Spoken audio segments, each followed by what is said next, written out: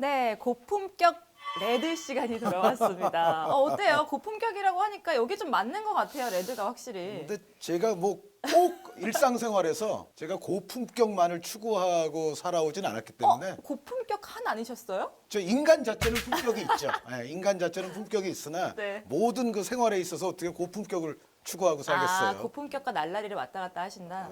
날라리를 그렇게 선호하진 않지만 어쨌든 고품격만을 추구하지도 않는다. 않는다. 이번에 저 윤여정 선생님께서 그렇죠. 정말 역사적인 수상을 하신 다음에 이런 말씀도 하셨잖아요. 우리 모두 최중으로 살아요. 최고 뭐 최고로 꼭 다 살아야 돼요. 최중으로 최중으로 살아요. 다 같이 잘 살아요. 뭐 윤여정 선생님 그 말씀이 또 아주 귀에 울리는데 저는 그 최중을 애시당초부터 예전부터 저는 추구합니다.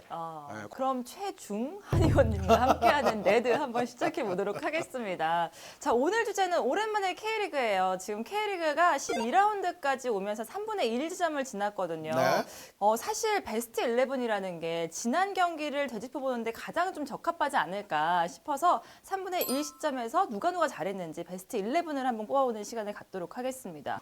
오늘 이제 베스트 11을 정리를 한번 해보면서 여러분들도 이 제가 지금 말씀드릴 베스트 11에 관해서 여러 의견을 또 내주시면 좋겠고요. 뭐 반대하셔도 좋습니다. 그리고 베스트 11을 정리하게 되면 전체적인 시즌에 또 개괄이 어느 정도 가능해요. 그쵸. 네, 요때가 베스트 11 하는데 아주 효과적이라고 생각을 해서 선정을 해봤습니다. 알겠습니다. 그럼 바로 들어가 볼게요. 뭐부터 여쭤봐야 될까요? 골키퍼로 바로 들어갈까요? 아니면 포메이션부터 여쭤봐야 될까요? 일단 골키퍼 말씀드리자면 골키퍼가 오늘 말씀드릴 11명의 선수 가운데 가장 소극적인 자세로 선정한 선수예요. 소극적인 자세가 뭐예요? 누구를 선정해야 될지 조금 애매했다. 가장 애매했다. 그러니까 비등비등했다. 네. 그렇지 않아도 지금 아카데미가 또 아주 화제를 몰고 오고 있기 때문에 아카데미식으로 얘기하자면 자, 5명의 후보를 말씀드리겠습니다. 네. 울산의 조현우, 네.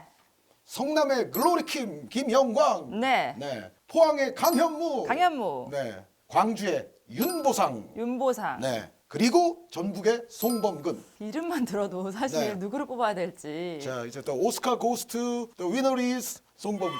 송범근. 네. 이유가 뭐예요? 이 비등비등한 선수들 중에서 송범근 선수를 뽑은 이유. 뒷말이 없게 하기 위해서. 뒷말이 없게 하기 지금 위해서. 제 생각에는 사실 이 5명 가운데에서 취향에 따라서 그리고 관점에 따라서는 다르죠. 혹은 응원하는 팀에 따라서는 아마 여러분들 의견은 저는 엇갈릴 수 있다고 생각하거든요. 네. 이거는 누가 돼도 저는 저 자신도 그렇게 이상하지가 않은데 요럴 때는 그냥 단독 1위 달리는 팀의 키퍼를 꼽으면 가장 뒷말이 적습니다. 2등은 제가 봤을 땐 조현우나 김영광일 것 같고 근데 송범근 선수가 2등, 3등 돼도 저는 이거는 아무 상관이 없다고 그렇죠. 봐요. 이거는 정말 제가 단독 1위 달리는 팀의 골키퍼에게 그냥 줘버리는 게 말이 안 나올 수 나름 있어서. 그래도 좀 뒷말이 적다. 그러면 수비에서는 어떻게 하시겠어요? 이제부터는 제가 좀 적극적으로 알겠습니다. 저의 좀 의견이 강하게 들어가는 이제 픽인데 수비는 제가 기본적으로 요번에는 제가 통상 이런 거 뽑으면 뭐 장지현 의원도 마찬가지지만 통상 수비가 조금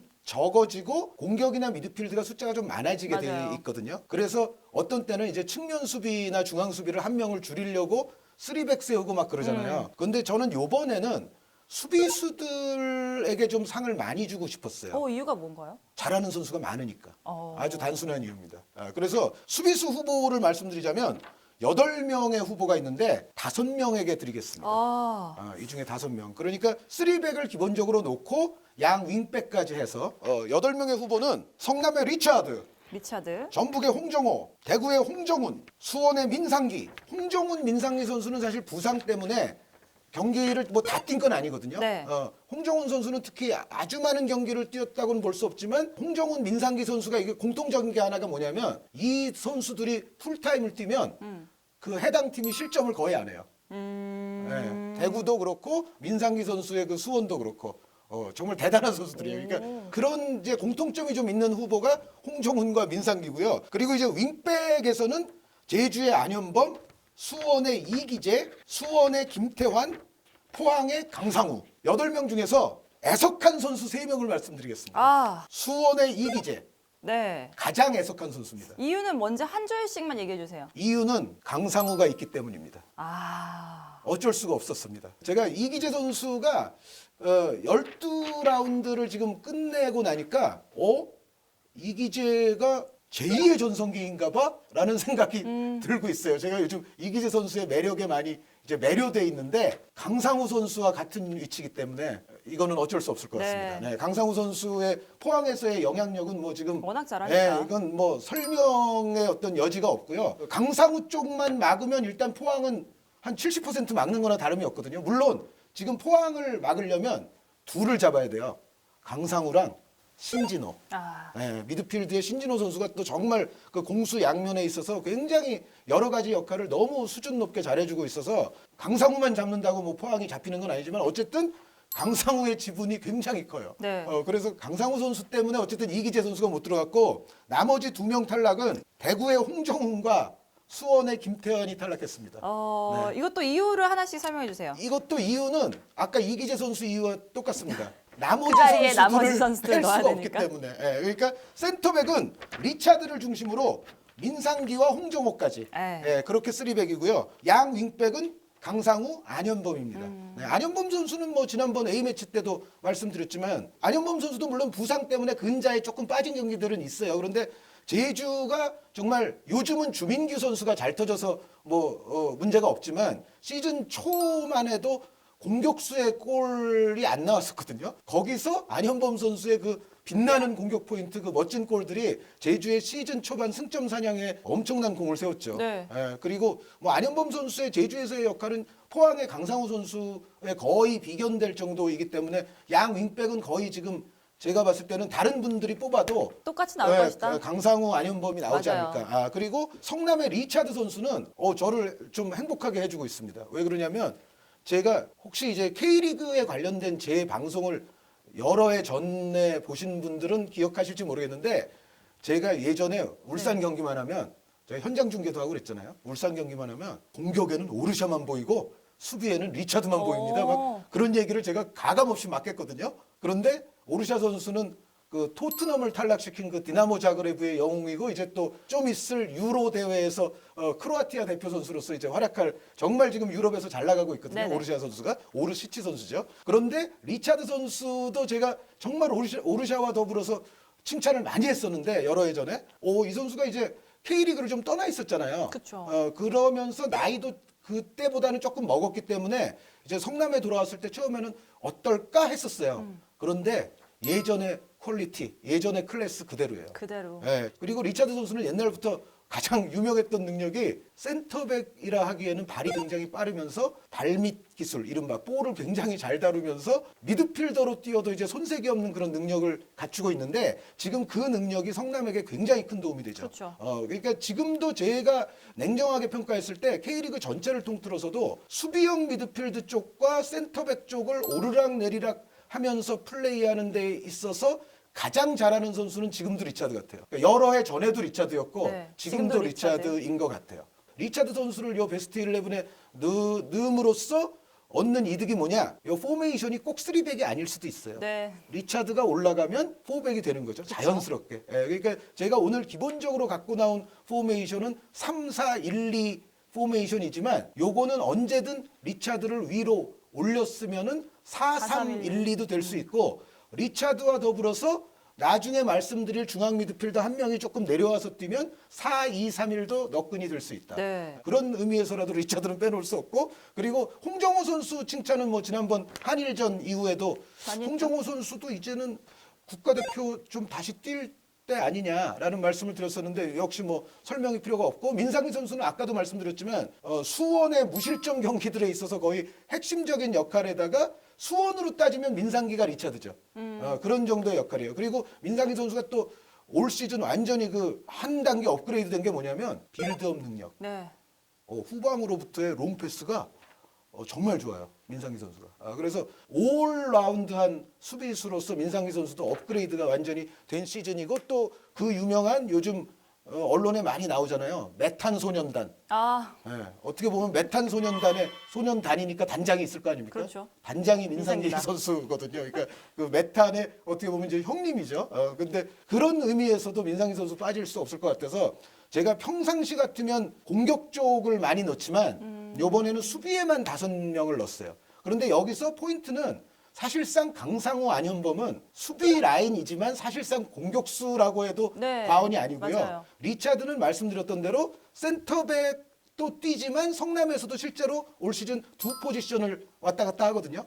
수비형 미드필더로도 올라올 수 있는 선수이기 때문에 뭐 그런 의미라면 수비수가 꼭 많다고 볼 수도 없다라는 말씀을 드립니다. 근데 저는 여기서 좀 궁금한 게 지금 수비수를 지금 12라운드까지 한 상태에서 많이 뽑아주셨다는 거는 K리그가 2021년에는 좀 수비가 좀 강화됐다 이렇게 볼 수 있을까요? 제 생각에는 지금 수비가 좋은 팀들이 꽤 있죠. 네. 예. 그러니까 그렇다고 뭐 골이 안 터지고 있는 거는 아니지만 수비에 있어서의 수준 높은 조직력 강점을 그리고 가지고 있는. 예, 그렇죠. 정순주 아나운서가 정확하게 말씀해 주셨는데 그 수준 높은 또 개인 능력 이런 쪽을 보여주는 선수가 수비 라인에 그 어느 해보다 조금 많지 않나라는 생각이 약간 들어요. 그럼 다음 포지션을 좀 가볼게요. 네. 이제 일단 중앙 미드필더로 가야죠. 기본 3, 4, 1, 2라고 했으니까 중앙에 2명인데 제가 몇 명 죄송합니다 선수들이 있어요. 왜냐하면 좀 더 전문적인 수비형 미드필더들이 이번 재선정에서 빠져버렸습니다. 이유는 이제 두 가지인데 수비와 공격을 겸하는 미드필더들이나 혹은 공격형 미드필더들 가운데에서 잘하는 선수들이 또 많았기 때문에 네. 아주 전문적인 수비형 미드필더를 11명에 끼워 넣기가 조금 힘들었다. 잘하는 선수들이 있음에도 불구하고 거기에 작은 이유 하나는 아까 말씀드린 대로 리차드가 사실상 이 팀에서 수비형 미드필더이기 때문에 그러면은 수비형 미드필더 하나 있는 거잖아. 다른 선수들은 조금 이제 거기서 약간 또 그렇죠. 좀 피해를 본다. 그 말씀을 드리고 싶은데 어쨌든 그래서 선정한 2명의 중앙 미드필더는 전북의 이승기 오. 가시적인 공격 포인트도 골 어시스트 다 많은데 그보다 더 가치 있는 것은 정말 이게 전북의 미드필드에서의 여러 가지 작업에 있어서 이승기 선수만한 살림꾼이 없는 것 같아요. 공격에 있어서도 그렇고 뭐 1차적인 압박을 할 때도 그렇고 팀의 어떤 중원에서의 연계를 굉장히 부드럽게 만들어 주면서 찬스가 왔을 땐 골도 숑숑 네. 잘 넣고 또 어시스트도 잘 찔러주고 이승기 선수는 어떻게 보면 과소평가돼 있는 K리그 선수들 가운데 한 명 그렇죠. 아닌가. 지금까지 보여준 그 장기간의 퀄리티는 굉장히 꾸준히 높은데 스타로서 우리가 뭐 열광한다거나 칭송한다거나 혹은 국가대표에 뭐 자꾸 왔다 갔다 한다거나 그런 게 조금 너무 없었지 않나. 전북에 있기 때문에 조금 더 묻힌 것도 있을 것 같아요. 정확합니다. 예. 전북에 있기 때문에 전북에서는 상당수가 그렇지만 풀타임 풀시즌 막 이렇게 뛰지 않잖아요. 그렇죠. 나중에 지금 뛴 시간을 보면은 아무래도 다른 팀들 베스트 11들에 비하면 전북 선수들은 아무래도 좀 나눠 뛰게 되거든요. 이제 그런 부분도 분명히 작용을 했을 거는 같은데 어쨌든 이승기 선수 저는 요번 타임에는 꼭 넣고 싶었고요. 그 옆에 있는 선수는 공격 포인트만 보면은 없어요, 이 선수가.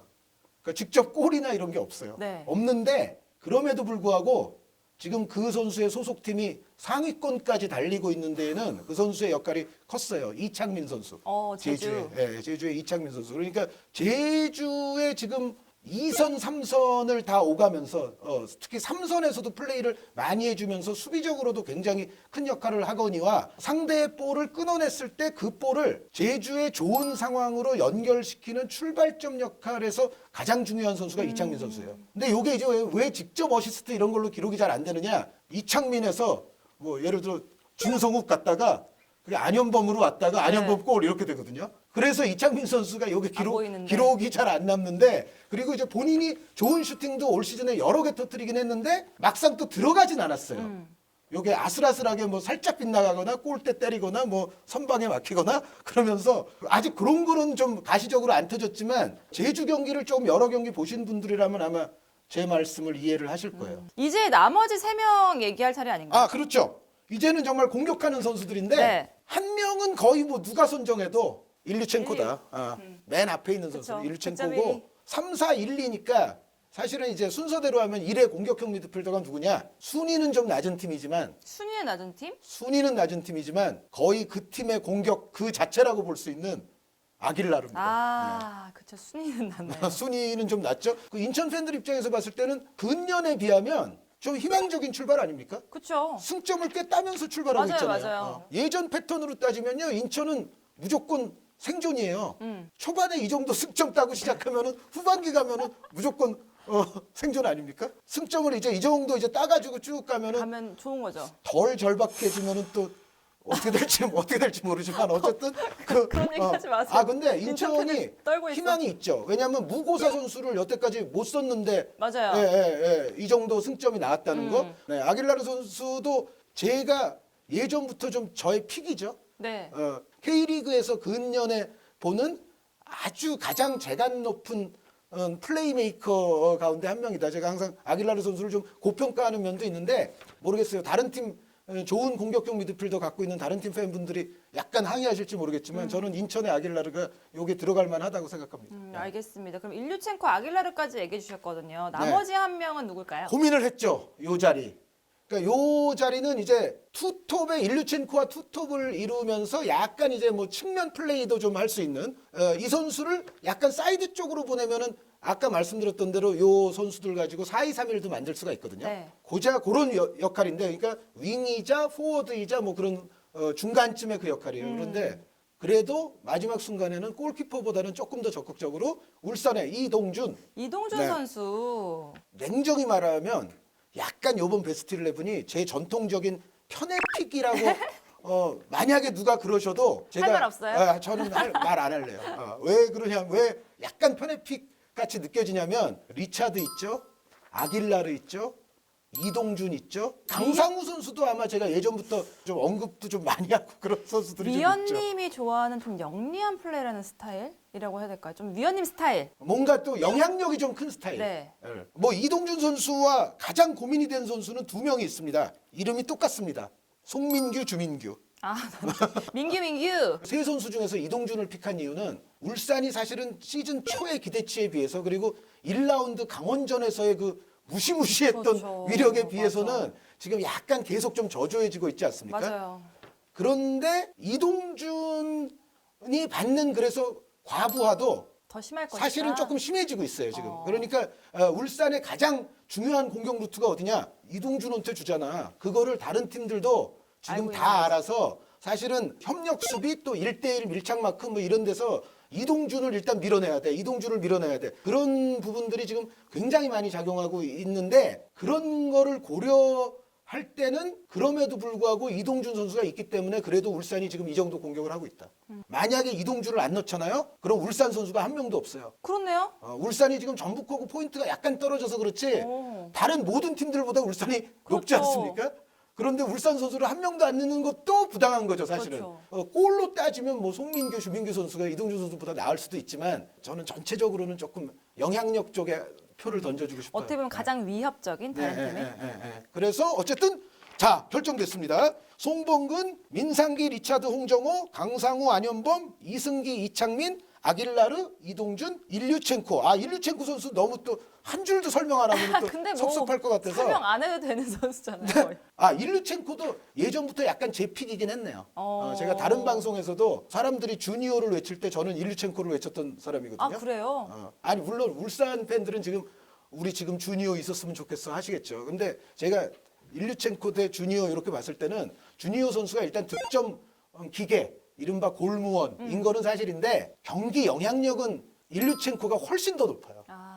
본인의 골도 꽤 많은 편이지만 플러스 알파 주변을 다 좋게 만들어주는 선수예요. 지금 일류첸코 없으니까 팔로세비치 보세요. 네. 일류첸코 없는 게 제가 봤을 때는 팔로세비치에게는 가장 치명적이거든요. 그러니까 팔로세비치 선수가 좋은 선수예요. 뛰어난 플레이메이커인 건 맞는데 뛰어난 플레이메이커가 살려면 사실은 앞에 있는 동료가 좋아야죠. 그렇죠. 일류첸코 선수는 본인의 존재로 인해서 주변을 다 좋게 만들어줘요. 이기적이지도 않고 매우 이타적이면서 연계 플레이에 능하고 정말 요소 효율적인 공간을 잘 찾아 들어가고 아주 지능적이죠. 여기에 자기에게 기회가 오면 골도 잘 넣죠. 네. 그래서 일류첸코는 참 좋은 선수다. 그리고 지금 정도의 활약을 또 뭐 구스타브 선수라든가 지금 전북은 아까도 얘기했지만 선수들이 다 풀타임 막 그렇게 뛰진 않거든요. 맞아요. 그러면서도 일류첸코는 자기 할 거 다 하고 있다. 알겠습니다. 이렇게 베스트 11을 알아봤고 사실 올 시즌이 그 U22 룰이 생기면서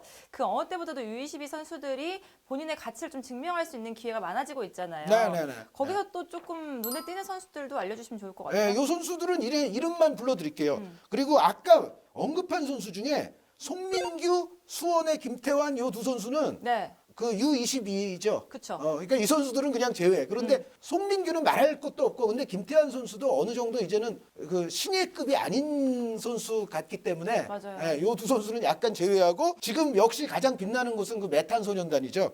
수원의 2002년생 정상빈, 네. 수원의 2001년생 미드필더 강현묵 이 두 선수가 있고 여기에 요즘 또 대구에 아주 살림꾼으로 박수 많이 받는 선수가 대구의 2001년생 이진용 선수 그리고 포항에서 또 나왔다 하면 뭔가 퀄리티를 공격에서 보여주는 선수가 2001년생 고영준 선수 그리고 이 선수는 제가 예전에 알파신으로도 한번 보여드렸는데 광주의 어멈 듀오 가운데 동생 2002년생 엄지성 선수 엄지성. 여기에 이제 울산에서 올 시즌 공격 포인트를 벌써 꽤 많이 하고 있는 2000년생 김민준 선수. 네. 이 선수들까지 해서 한 지금 이 6명 정도가 아마 지금까지의 22세 이하 중에서는 가장 빛난다. 여기에 송민규, 김태환도 들어가는데 이들은 사실상 좀 논외적이다. 네.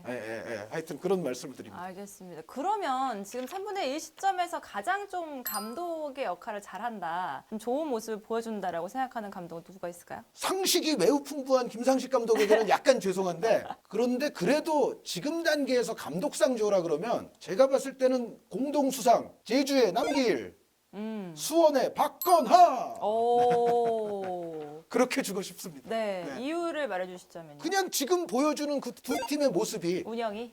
두 팀의 모습이 충분히 상을 탈 만하죠. 그러니까 개별적으로도 물론 그렇지만 제주와 수원은 지금 보여주고 있는 모습은 사실 액면가에 그냥 예상됐던 전력보다는 더 잘하고 있거든요.